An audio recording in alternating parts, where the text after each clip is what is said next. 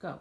755 career home runs, 2,297 career runs batted in, 511 lifetime career pitching wins, and 5,714 career pitching strikeouts. Now, the history of baseball has always been known to be a historical statistical accumulation of numbers.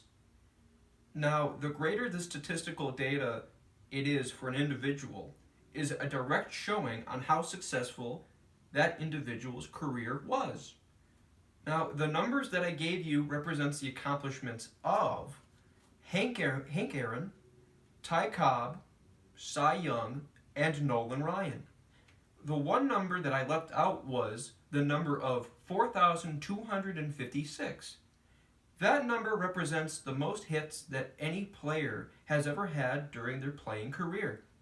That number is held by none other than the man of Peter Edward Rose from Cincinnati, Ohio. Now, what do all the individuals in the beginning of my speech have in common, you may be wondering? Well, every single one of them is in the Hall of Fame. Now, not only does Rose, but Pete Rose is not in the Hall of Fame. Now, not only does Rose have the most career base hits out of anybody, he also has the following accomplishments, such as 3 World Series championships, a league MVP, World Series MVP, Rookie of the Year, 17 All-Star Game appearances, 3-time batting champion, 2 Gold Gloves, a Silver Slugger. He's also had most games played, most plate appearances, and at-bats. And it is obvious to anyone with any baseball knowledge to agree that the accomplishment of Pete Rose are monumental. As I stated before, the greater stats, the greater the accomplishments. There lies the question, why is Pete Rose not in the Hall of Fame? Now, Pete Rose has played for 23 seasons, from 1963 all the way up until 1986. What I'm trying to persuade to you today is that Pete Rose belongs in the Hall of Fame. Now, during that time, he accomplished a resume that, in my opinion, is second to none. His records of hits and games played, I find, are very difficult to break. Again, Pete Rose deserves his Hall of Fame enshrinement in Cooperstown, New York. During his playing days, most experts at the time regarded Pete as one of the greatest players to ever live. Now, a quick little history of the Hall of Fame is that an individual must play 10 years and then wait an extra 5 years to be voted in. And those making that very decision are the Baseball Writers Association of America. And once an individual has waited the 5 years, they now have 10 years to get in. Now, since the departure of Pete Rose, there have been many tweaks and alterations to that very process, but that does not affect Pete Rose's selection. Now, baseball has changed in many ways since the absence of Rose. 2 major changes I feel have impacted individual stats is the live ball era and performance-enhancing drugs.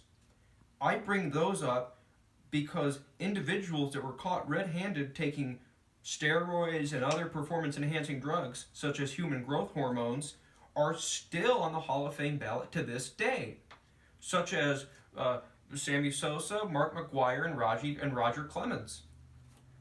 They're all on the ballot but everyone knows that they had steroid allegations previously. Now, this dark, dirty cloud has never hung over the head of Peter Edward Rose. You must be wondering, why is he not in? I have given you evidence that shows Pete deserves Hall of Fame enshrinement.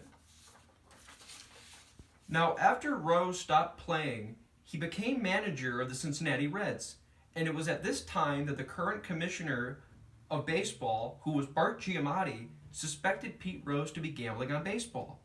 To the best of my knowledge, there is legalized gambling in Las Vegas, and horse racing is all across the country. It's also no secret that Rose was spotted in casinos, Now, how is that any different from the time when two Hall of Fame greats in Mickey Mantle and Willie Mays were greeters at Caesar's Palace in Las Vegas, Nevada? While people were walking into said casino, if Rose was suspected simply due to him being spotted in casinos on numerous occasions, then how come Willie Mays and Mickey Mantle got a pass and they're in the Hall of Fame, but Pete Rose cannot? Pete Rose is still being punished to this very day. Now, throughout his tenure, Major League Baseball Commissioner Bart Giamatti maintained his suspicions of Rose. Now, commissioners' tenures can last forever. However, Bart Giamatti tragically died in office. Following Bart Giamatti's death, his replacement was Fay Vincent. Now, Fay Vincent then reanalyzed the accomplishments and accolades of Pete Rose to determine whether or not Pete Rose belongs on the Hall of Fame ballot. But unfortunately for Mr. Edward Rose, Vincent also died in office. And then following Fay Vincent's passing, his replacement was Bud Selig. And once Bud Selig was put in charge as commissioner of baseball, Bud Selig was a no-nonsense individual who was very strict on anyone who ever broke the rules, whether they were either suspected or guilty of either taking performance-enhancing drugs, other sort of steroids, gambling, or falsifying statistical data. And he made sure that during his time as commissioner that any individuals who were caught or suspected of some form of cheating, that they would be heavily punished and be probably not even be allowed to be entered in the Hall of Fame. And now, I must remind you that baseball is a game of numbers, and Pete Rose has these numbers. How can you punish someone over suspicion after playing days that had nothing to do with individual on-the-field performance? Rose had one last-ditch effort to be put in the Hall of Fame via the Veterans Committee. But again, this committee is only made up of a handful of baseball representatives of only 16 members. Now, why only 16, I must ask? Why can't the current and living Hall of Famers be part of the procedure? I'm sure, and I firmly believe, if you polled all of them, they'd welcome the Hit King, aka Pete Rose, with all of his accolades, championships, and records to this day, who I firmly believe will never be broken. I firmly believe they will welcome him into the Hall of Fame with open arms. Now, to this day, Mr. Rose is hoping that Major League Baseball will re-honor his accolades and records while being on planet Earth to be selected into the Hall of Fame. And so do I. Thank you.